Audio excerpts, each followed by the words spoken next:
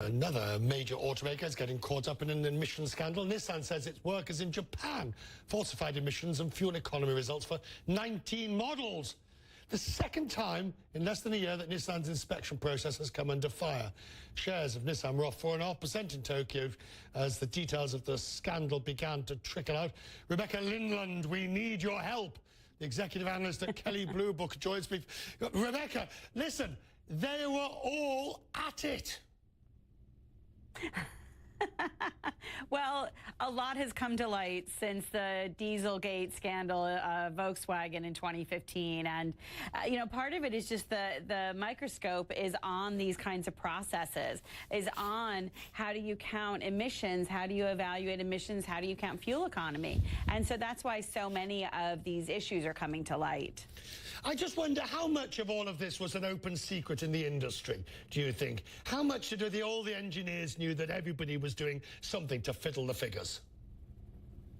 Well, it's important to note that each manufacturer has actually had its own special case. So what happened at Nissan was really confined to within their plants, where the plant workers, in the first case, they were stealing the stamp and they were not qualified to say these vehicles pass inspection.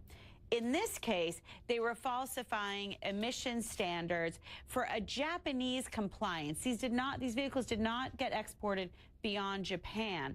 This is very different than what happened at Volkswagen in 2015, where it was really from the root of it, from engineering all the way up to the top, which is why Winterkorn is gone. So it's a very different situation. Is it an indication also that the standards are so high and the compliance requirements are so tough that it has become extremely difficult?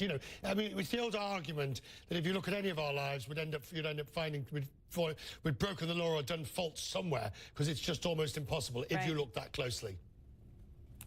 It's interesting. I was thinking about this question while I was preparing for this, and it's hard to say.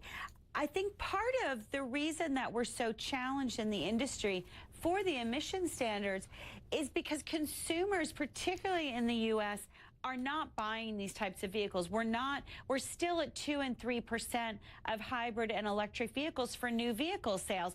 And this has been going on for years, 2 and 3%.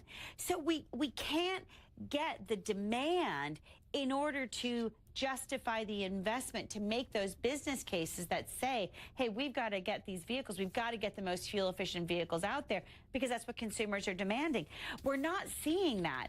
And so then it gets very challenging to invest hundreds of millions, if not billions of dollars in improving and meeting these regulations.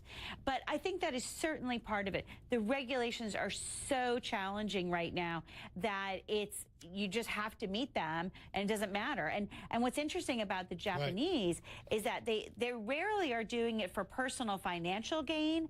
They are doing it to salvage the reputation of their company that they work for. Good to see you, Rebecca. Thank you for helping us understand this one. I appreciate it. Thank you very much. Thanks, Richard.